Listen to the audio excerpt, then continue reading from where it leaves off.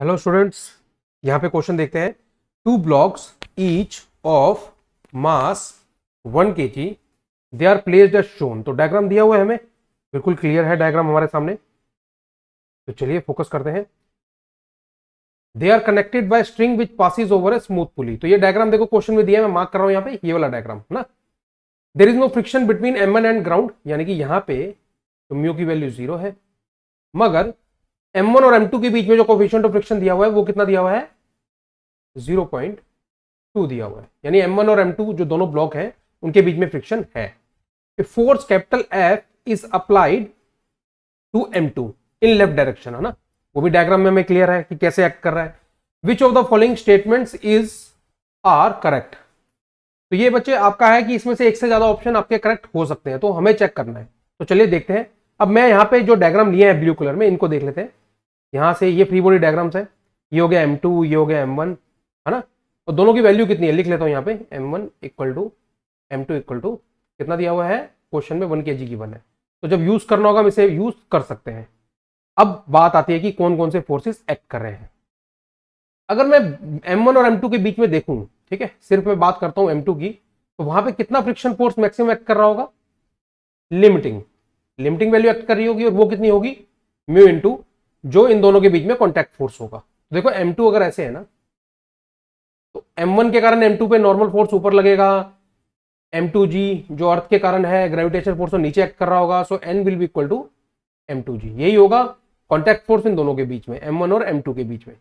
तो ये यहां पे आ जाएगा म्यू एन, और इसकी वैल्यू लिख देते हैं। म्यू कितना है 0.2, और N कितना आ जाएगा M2G।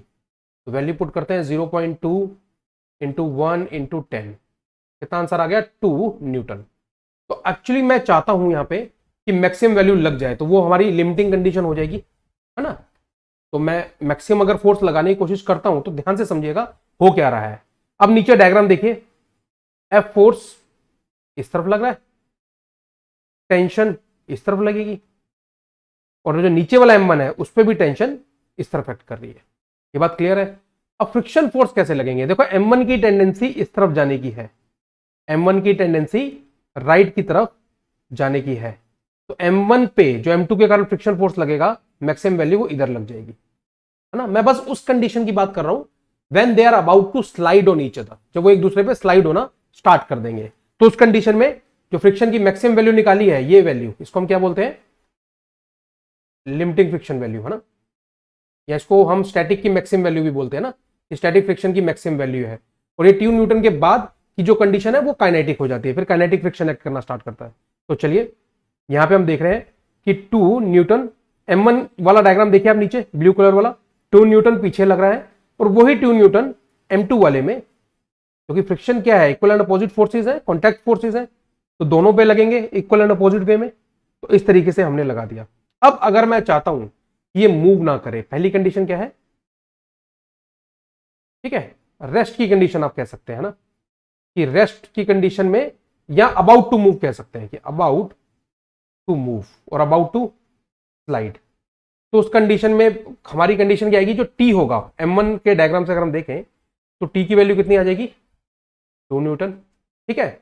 अब टी की वैल्यू 2 न्यूटन है, तो इस डायग्राम से, M2 के डायग्राम से कितना आ जाएगा, कितना आ जाएगा T+2, यानी कि 2+2 that is equal to 4 newton. यानी कि बहुत सिंपल सी कंडीशन है, अबाउट टू स्लाइड मतलब ये लिमिटिंग कंडीशन की बात हो रही है यहाँ पे, कि जब ये बिल्कुल एक दूसरे पे स्लाइड करने ही वाले हैं, स्टार्ट करने वाले हैं जस्ट। तो इसका मतलब जब T की वैल्यू 2 न्यूटन होगी और F की वैल्यू 4 न्यूटन होगी, तब ये एक दूसरे के ऊपर स्लाइड करने वाले हैं। तो यानी कि अगर F की वैल्यू 4 या 4 से कम होगी, तब आपकी जो सिस्टम है, system will be at rest, system is at rest, कोई भी ब्लॉक मूव नहीं कर रहा होगा अगर F की वैल्यू 4 न्यूटन या उससे कम है, ठीक है। तो इसके लिए हमारा देखो यहीं पे हमें पता चल जाता है कि ऑप्शन नंबर ए तो करेक्ट है, हमारा ऑप्शन नंबर ए तो करेक्ट है। क्वेश्चन में देखो मैंने मार्क कर दिया है। अब इसके आगे देखना है क्या होगा। अब इसके आगे की जो कंडीशन है वो होगी आपकी सेकंड कंडीशन, यहीं पे देख लेते हैं, ठीक है। इक्वेशंस यहां पे बना लेते हैं। सेकंड कंडीशन क्या है कि अगर मैंने फोर्स को 4 न्यूटन से ज्यादा कर दिया, अगर मैंने फोर्स को 4 न्यूटन से ज्यादा कर दिया, तो होगा क्या? तो बच्चे ये होने वाला है कि जो M2 ब्लॉक है उस पर इधर F फोर्स लग रहा होगा, 4 न्यूटन से ज्यादा कोई भी आप वैल्यू ले लो, 6 न्यूटन 7 न्यूटन कुछ भी हो सकती है, ठीक है। और M2 को कुछ एक्सेलरेशन A इधर मिल जाएगी। सेम वही डायग्राम लिया है मैंने, बट अब कुछ एक्सेलरेशन आ जाएगी। उसी तरीके से M1 जो है आपका ब्लॉक, उस पर टेंशन इधर एक्ट कर रही है, इधर 2 न्यूटन एक्ट कर रहा है, ठीक है। इसमें एक्सेलरेशन कुछ इधर आ जाएगी। ये बात क्लियर है? तो अब इन दोनों डायग्राम से हम नेक्स्ट पेज पे क्या बनाने वाले हैं स्टूडेंट्स? नेक्स्ट पेज पे हम इनकी इक्वेशंस लिखने वाले हैं और एफ ओ टी की वैल्यूज निकालनी है या रिलेशन निकालना है वो हम देखने वाले हैं, ठीक है। तो चलिए नेक्स्ट पेज पे देखते हैं। पहले M2 का जो डायग्राम लिया ना मैंने, यहाँ पे देखो मार्क यहाँ थोड़ा सा हाईलाइट कर रहा हूं, ये जो M2 है, ठीक है, इससे कौन सी इक्वेशन बनेगी हमारी नेक्स्ट पेज पे देखते हैं। F minus T plus 2 equal to कितना मास है 1 इंटू एक्सेलरेशन, ये एक इक्वेशन आ जाएगी। दोनों का मास आई थिंक 1 था ना, एग्जैक्टली देखो टॉप में लिखा था मैंने यहाँ पे ना, M1 equal to M2 equal to 1 kg। चलिए नीचे वाली इक्वेशन से अगर मैं देखूं, नीचे वाले डायग्राम से M1 के डायग्राम से अगर मैं देखूं तो वो राइट की तरफ ए एक्सेलरेशन से जाएगा, तो उसको मैं लिख सकता हूं T minus 2 equal to 1 into acceleration. बात क्लियर है?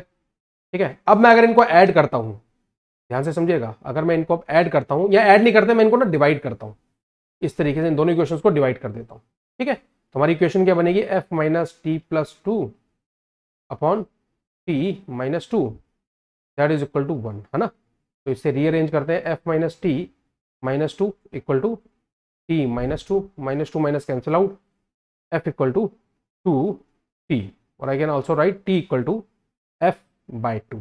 ये रिलेशन आती है अगर F हमने 4 न्यूटन से ज्यादा अप्लाई किया है। तो इससे अब हमें क्या पता चल सकता है, देखना पड़ेगा।